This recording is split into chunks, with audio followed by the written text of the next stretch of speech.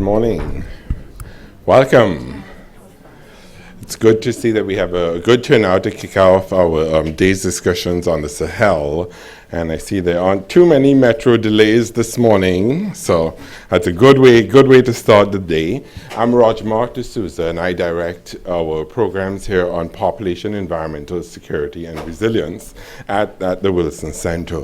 And for those of you who have not been here, we are a living memorial to President Wilson, established by Congress, and most recently, for 2 years running, have been voted the #1 think tank in the United States to look out for by the University of Pennsylvania.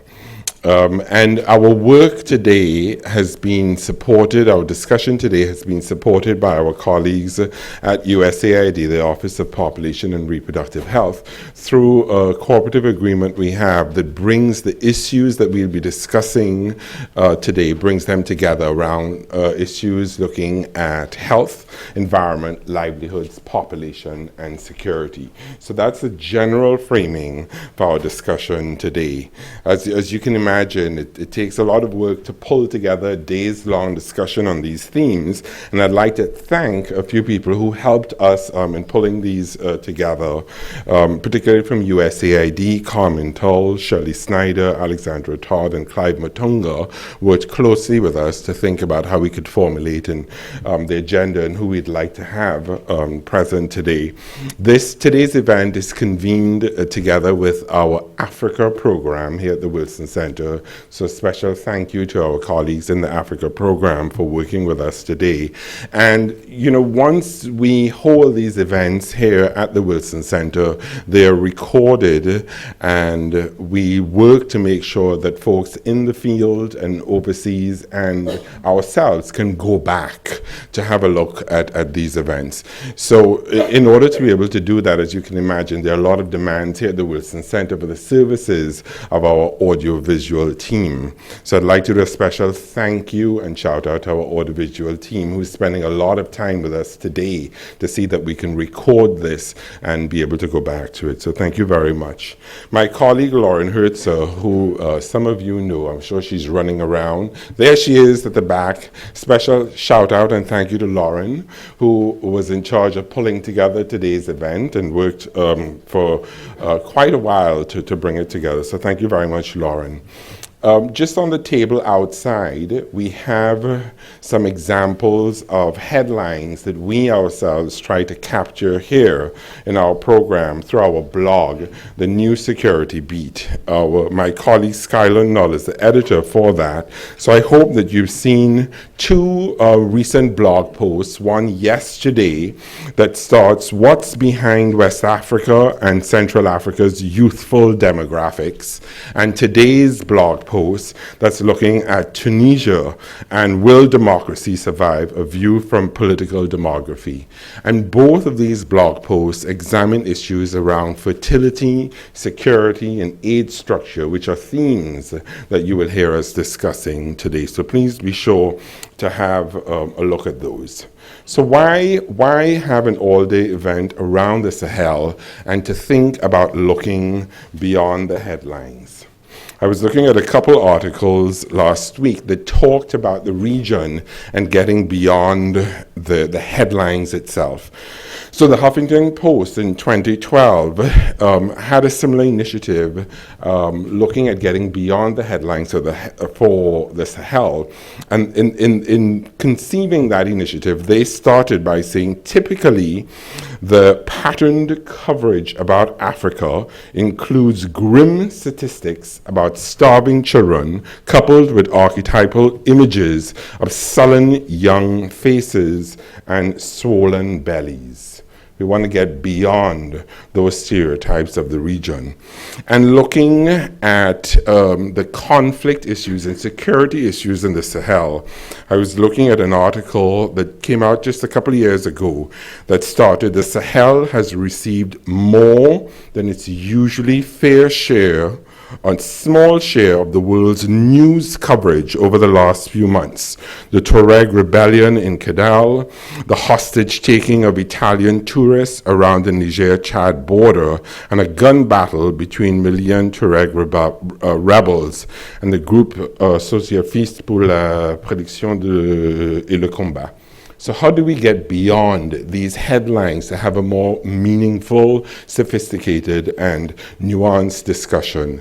We hope today, as you go through, I hope that many of you will be able to stay with us for most of the day. But as we go through the sessions today, we hope that you will be able to do 4 things as you listen to the presentations and engage in the conversation with us. Those of you who know me, you know that I'm originally from the Caribbean. Not the Sahel, but one of the things that we do in the Caribbean is lime, L-I-M-E, and that means to really have a good time and take advantage of being present with others. So I'm going to invite you to lime today. And the L of that lime is I hope you will listen and learn. Learn from what is being discussed. The I of that lime is internalize. I hope you listen, but then you say, wait, how does that relate to me? How does that relate to what I know about the region or what I know about other regions? The M of that line is to modify. I hope you then say, well, that sounds about right, not exactly right. I would tweak it a little bit. I would change some things. And the E in that line is to capitalize on the energy that we will bring to our discussions and dialogue today. So remember, we're looking for you to learn, internalize, modify, and build on this energy and think about how we can move forward to help build resilience in the Sahel in the future. So I'd like to now hand the agenda over to my colleague Alexandra Todd, who's a senior technical advisor in the Office of Population and Reproductive Health, the Bureau of Global Health at USAID, who's just returned from the region and has some fresh perspectives and thoughts for us from her trip. So Alexandra?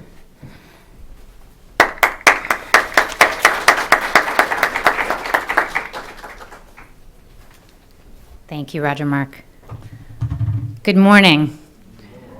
I cannot tell you what an honor it is to be here today and have the chance to join Roger Mark in opening what promises to be an exciting event and the rare opportunity to spend an entire day discussing the Sahel.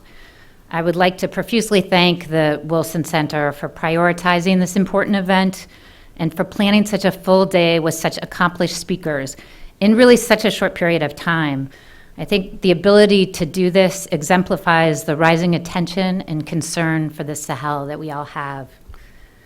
I just returned, as Roger Mark said, from one of the most memorable TDYs of my career, as not only a representative of USAID, but of the Ouagadougou Partnership.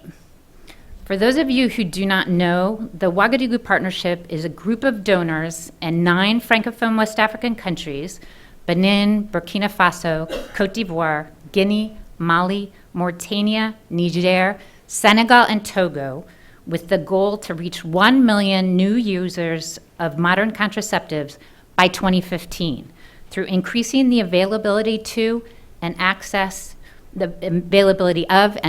to family planning and reproductive health services across the sub-region. A group of representatives from the Ouagadougou Partnership core financial and technical partners, including the French government, the West African Health Organization, or WAHO, UNFPA, the Bill and Melinda Gates Foundation, as well as the William and Flora Hewlett Foundation, accompanied by the Ouagadougou Partnership Coordinating Unit, visited Senegal, Burkina Faso, Mali, and Niger, all in 12 jam-packed days, in which we actually had some time off of planes and out of airports, and all actually enjoyed spending time with each other by the end. But that's a different story I would be happy to share with you during the break. We referred to ourselves as La Caravan. We met with Ministry of Health staff, partners, and civil society from the 4 countries from April 13th to the 23rd to learn more about implementation of their family planning costed implementation plans, any gaps in funding, and opportunities to work with countries as they refine their CIPs, and work to close funding gaps. We were delighted to have an opportunity both to celebrate successes as well as identify and troubleshoot bottlenecks to progress. I am happy to report that we are on track to meet the goal of 1 million new users of modern contraceptives by the end of this year. I've been traveling to and working in sub-Saharan Africa for over 20 years. And while we still have a long fight ahead of us, and this subregion continues to lag behind the rest of the continent in both investment and in progress, I left Niamey April 23rd with an incredibly full heart and a lot of hope.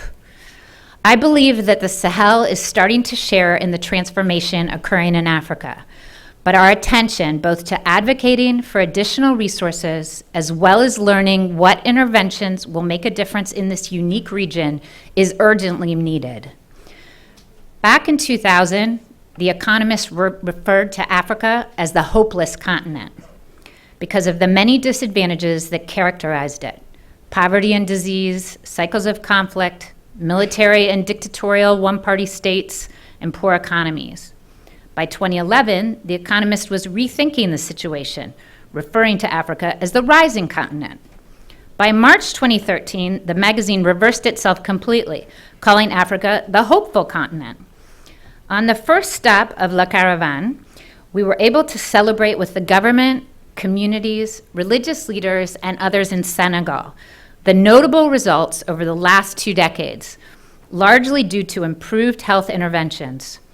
Between 1997 and 2014, there has been a 61% decrease in under 5 child mortality, among the fastest reductions in sub-Saharan Africa. And Senegal is on track to meet MDG 4, a 2/3 reduction in child mortality between 1990 and 2015. Additionally, in the last 4 years, according to the continuous DHS, Senegal has experienced an 8 percentage point increase in modern contraceptive prevalence, or CPR, which represents unprecedented progress in Francophone West Africa and places Senegal among the countries with the most rapidly accelerating CPRs in sub-Saharan Africa. As many of you are aware, the Sahel region of Africa is of increasing importance to us. The Sahel is a region where chronic poverty, food insecurity, drought, and violent extremism collide. And some 18.7 million people faced food insecurity in 2012 due to severe drought for the 3rd time in a decade. According to the Population Reference Bureau, significant population growth appears to be the strongest force driving the region's potentially turbulent future. With annual demographic growth rates ranging from 2.5% to nearly 4%, the population will continue to grow beyond the region's capacity.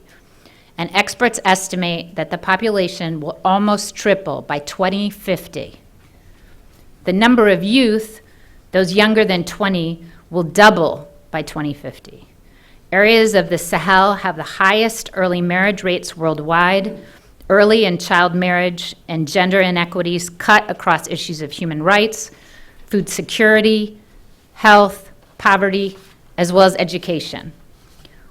We can't look at issues of poverty and state instability without addressing issues of early marriage in the region. Increasing temperatures will also be a factor. Climatologists suggest that the temperature of the Sahel will increase by 3 to 5 degrees Celsius by 2050. Other sectors also face challenges. It is likely that basic education, much less high quality and relevant education, and healthcare and health infrastructure will be able to meet the rapidly increasing numbers of youth, nor will the formal sector of the economy be able to create enough jobs to reduce the high rates of persistent unemployment or provide adequate health care for upcoming generations. So, what are we going to do about such an overwhelming set of challenges? Back in 2012, President Obama signaled his development priorities toward the region with the release of the White House's U.S. strategy towards sub-Saharan Africa. Economic growth, food security, public health, women and youth, humanitarian response, and climate change were explicitly listed in the Obama strategy as U.S. priority areas to further accelerate development progress in the region.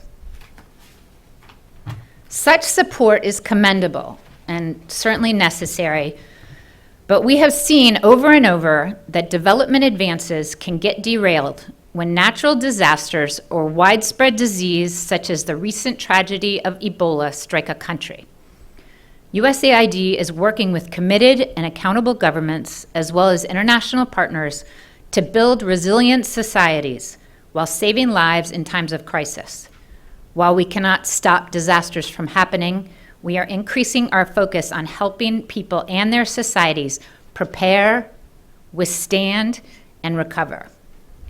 The concept of resilience has broad applicability to many of the environments in which our agency works, and we are emphasizing approaches that empower women and more effectively reduce gaps between males and females.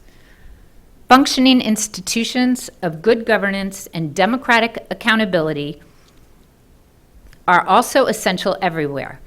Building resilient countries and systems requires effective and inclusive governments that hold themselves accountable for results. Working closely with other U.S. government agencies, international donors, multilateral organizations, and other partners, we will elevate and support inclusive country-led plans like the costed implementation plans for family planning that I referred to earlier that lead to sustainable reductions in vulnerability and promote inclusive growth. This idea of an integrated approach to programming across sectors is at the very core of the agency's resiliency initiative. Resilience is the ability of people, communities, countries, and systems to mitigate, adapt to, and recover from shocks and stresses in a manner that reduces chronic vulnerability. In 2014, the USAID announced our Resilience in the Sahel Enhanced Initiative, or RISE.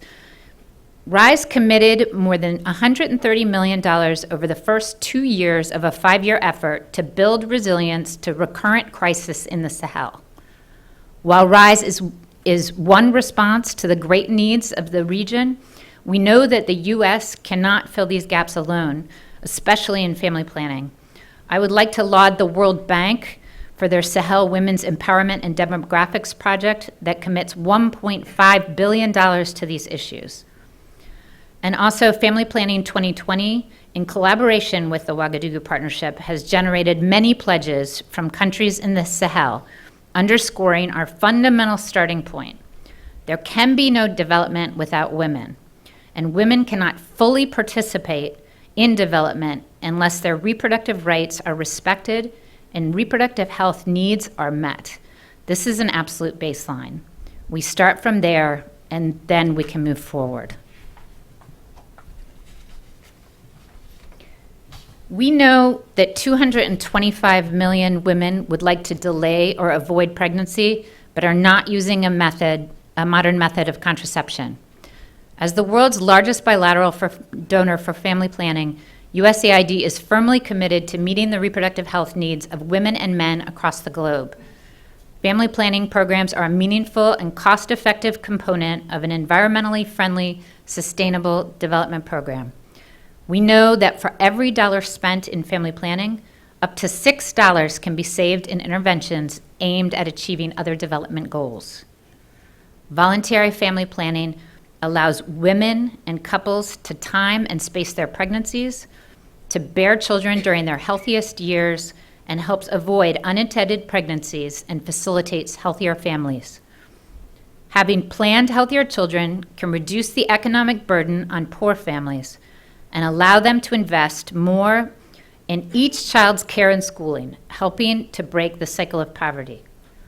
Empowering women and couples with education and appropriate resources helps reduce pressure on natural resources and promote long-term environmental gains. So in closing, a key to eradicating extreme poverty and promoting sustainable development is improving access to reproductive health services, especially voluntary family planning. This administration believes extreme poverty eradication needs to be central to our development agenda. President Obama embraced this vision in his 2013 State of the Union speech, announcing, "The United States will join with our allies to eradicate such extreme poverty in the next 2 decades by connecting more people to the global economy and empowering women, by giving our young and brightest minds new opportunities to serve and helping communities to feed, empower, and educate themselves, by saving the world's children from preventable deaths, and by realizing the promise of an AIDS-free generation." Given unprecedented population pressures, multiple health-related challenges in the broader Sahel region, and substantial U.S. government and international donor resources, efforts to build capacity in the health sector can have wide-reaching, multi-sectoral impacts by increasing citizens' confidence in their government's ability to deliver vital services to vulnerable populations. Health programming is also a platform for leveraging regional cooperation on other issues. Again, it is a true honor to be with you here today in this comprehensive exploration of the Sahel. USAID looks forward to working with all of you as we look to overcome the many challenges and take advantage of all the hope this region has to offer. Thank you.